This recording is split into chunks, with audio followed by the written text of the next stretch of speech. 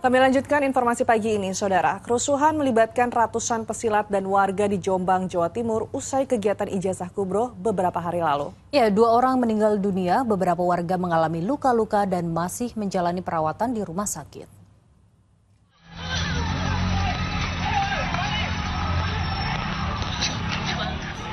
Video amatir warga ini merekam kerusuhan antara pesilat dan warga di sejumlah lokasi di Kabupaten Jombang. Peristiwa diawali Minggu dini hari saat ratusan pemotor konvoi setelah menghadiri kegiatan di Tambak Beras Jombang. Di perjalanan pulang, rombongan bentrok dengan warga. Di antaranya Desa Plumbon Gambang, Desa Plosogeneng, serta Jalan Raya Kecamatan Kabu yang berbatasan dengan Kabupaten Lamongan.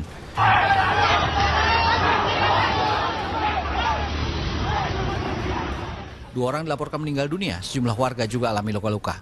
Heru, 41 tahun, warga Desa Plosogeneng, Kecamatan Jombang, salah satu korban yang masih jalani perawatan di RSUD Jombang. Faktanya Heru bukanlah anggota perguruan silat. Sehari-hari Heru bekerja sebagai juru parkir. Heru saat kejadian tengah berkumpul bersama warga usai rapat RT mempersiapkan kegiatan HUT RI. Mendengar keributan, Heru bersama warga lainnya coba cegah. Rame-rame gitu Mas. Kan warga kaget. Ternyata lari ke perempatan Plosogeneng. Ternyata di situ ada konvoi itu loh. Dikeroyok koyo ngoten, diseret-seret. Ngoten padahal kan tujuannya warga kan ben boten masuk kampung. Heru bersama 2 warga lainnya dilarikan ke rumah sakit usai alami pengeroyokan. 1 orang karena kondisinya bagus, stabil, kami berangkat. 2 orang yang lainnya kami harus rawat inap karena ada tanda-tanda gejala gegar otak ringan.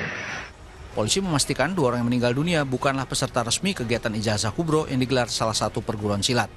Adik-adik kita itu yang pelajar SMP, SMA yang dari Tuban dan Lamongan itu sudah kita takziah kemarin. Mereka datang ke Jombang tanpa undangan, tanpa kegiatan resmi, melaksanakan konvoi kendaraan di Jombang sehingga terjadi keributan. Nah, ini yang akan kita proses secara prosedur hukum. Sebelum kegiatan ijazah kubro digelar di Tambak Beras, Polres Jombang telah berkoordinasi dengan panitia. Kesepakatannya peserta diimbau tidak mengendarai sepeda motor. Peserta diminta menggunakan kendaraan rombongan yang dikawal pengurus perguruan silat. Polisi kini tengah memburu pihak yang bertanggung jawab atas kerusuhan ini. Dwi Mujiarso melaporkan dari Jombang, Jawa Timur. Sidang lanjutan pra-peradilan yang diajukan Febri Adriansyah hadirkan ahli pidana dari pihak Polda Metro Jaya. Ahli menegaskan penetapan tersangka mantan Jampitsus itu sah meski penetapan tersangka tidak didahului pemeriksaan calon tersangka. Sidang lanjutan pra-peradilan mantan Jampitsus Febri Adriansyah di Pengadilan Negeri Jakarta Selatan Jumat siang mendengarkan keterangan saksi ahli Markus Priyo Gunarto dari pihak termohon Polda Metro Jaya. Guru Besar Hukum Pidana Universitas Gadjah Mada itu menegaskan penetapan tersangka Febri tetap sah meski penetapan tersangka dilakukan tanpa pemeriksaan calon tersangka terlebih dahulu. Ini sesuai pasal 90 KUHP yang baru. Penetapan tersangka Febri tanpa pemeriksaan terlebih dahulu diperkuat pasal 92 KUHP, di mana penyidik dapat minta bantuan masyarakat dan media untuk menemukan seseorang yang sudah ditetapkan sebagai tersangka. Di dalam rasio desidendi dan ada pengecualian, maka itu tidak mutlak.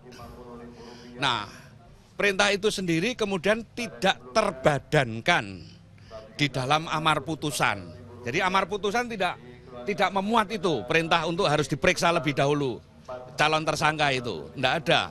Mantan Jampitsus Febri Adriansyah ditetapkan sebagai tersangka oleh Polda Metro Jaya dan Kortas Tipikor Polri dalam 3 mega kasus dugaan korupsi, yakni Batubara PLN, Jiwasraya, dan Krakatau Steel, serta kasus tindak pidana pencucian uang.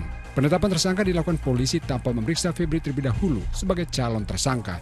Namun dalam perkembangan, kasus ini dialihkan ke Kejaksaan Agung, di mana Febri ditetapkan sebagai tersangka dalam kasus tindak pidana pencucian uang.